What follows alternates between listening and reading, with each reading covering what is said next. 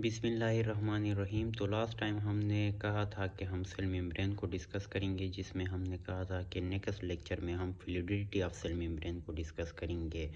तो एक्चुअली ये fluidity of cell membrane होती क्या है, ज़रा आज इसके बारे में बात करते हैं। फ्लूइडिटी, ठीक। तो फ्लूइडिटी की अगर मैं बात करूं तो fluid property of cell membrane आप कह सकते हैं। Fluid property of cell membrane, ठीक।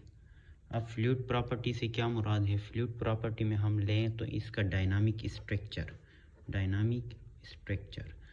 यानी कि सेल मेम्ब्रेन का जो स्ट्रक्चर होता है वो स्टैटिक नहीं, वो डायनामिक होता है। वो अपना स्ट्रक्चर को चेंज करता रहता है, उसको कहते हैं फ्लूइडिटी ऑफ सेल मेम्ब्रेन, ठीक।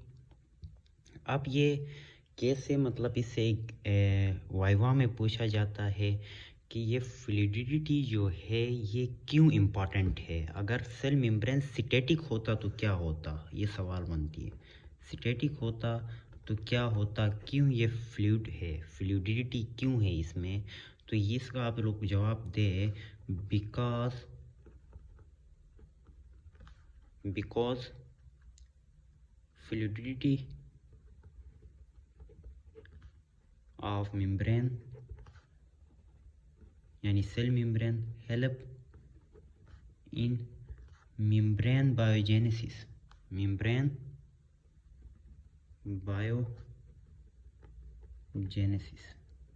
अब मेम्ब्रेन बायोजेनेसिस का क्या मतलब है, यानी कि ये मेम्ब्रेन बायोजेनेसिस में कैसे मदद देती है, इसका क्या मतलब है। तो देखिए, जब हमारे पास ये सेल है तो ये जो है इसका सेल मेम्ब्रेन है, ठीक। तो अब बाज़ औक़ात यहाँ अंदर कोई वेसिकल बन गया है तो ये एक्सोसाइटोसिस करेगा, बाहर निकलेगा, और बाहर से कोई चीज़ अंदर आना चाहता है, इंडोसाइटोसिस करके अंदर आएगा।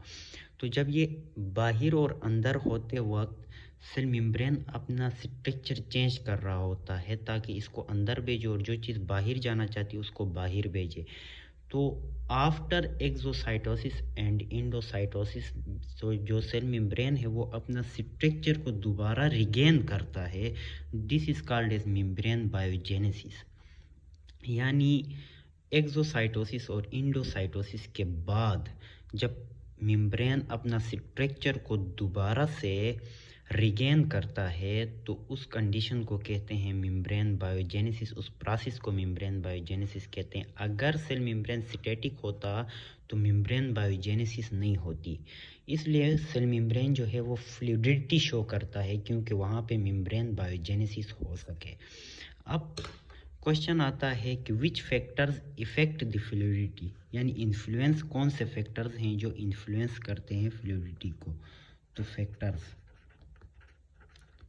तो फैक्टर्स की अगर हम बात करें तो सबसे पहले हमारे पास आती है टेम्परेचर।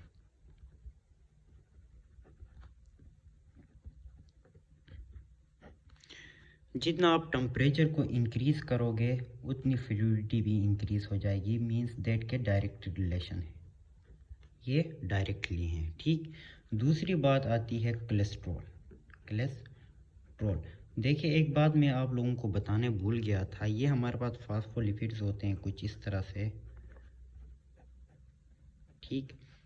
ये किंक है, इनके दरमियान फास्फोलिपिड के मॉलिक्यूल्स होते हैं। फास्फोलिपिड क्या है?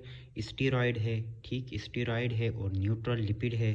तो ये जो है ये फास्फोलिपिड इस तरह से इनके बीच में अरेंज हुए होते हैं, ठीक। इनके बीच में अरेंज्ड होते हैं, इनके टेल्स के बीच में। अगर कोलेस्ट्रॉल की अमाउंट ज़्यादा होगी तो फ्लूइडिटी डिक्रीज हो जाएगी। वो कैसे, मैं आप लोगों को समझाता हूँ। इन्वर्स है, क्योंकि जब इधर कोलेस्ट्रॉल ज़्यादा होगा तो इनके टेल्स को आपस में बांध कर रखेगा, बाइंड करेगा। तो जितना ज़्यादा वो बाइंड करेगा तो मींस फास्फोलिपिड मूव नहीं कर पाएंगे, क्योंकि ये फ्लूइडिटी जो है वो फास्फोलिपिड ही परफॉर्म करती हैं, ठीक। तो जितना ज़्यादा कोलेस्ट्रॉल इनके बीच में आ गया तो वो क्या करेंगे, उसको टाइटली हेल्ड करेंगे। जब टाइटली हेल्ड करेंगे तो वो मूव नहीं कर पाएंगे, इसलिए इन्वर्स रिलेशन है। फिर किंक क्या चीज़ थी? किंक जी थी ये, इसको किंक कहते थे। ये अनसेचुरेटेड फैट्स बनते हैं।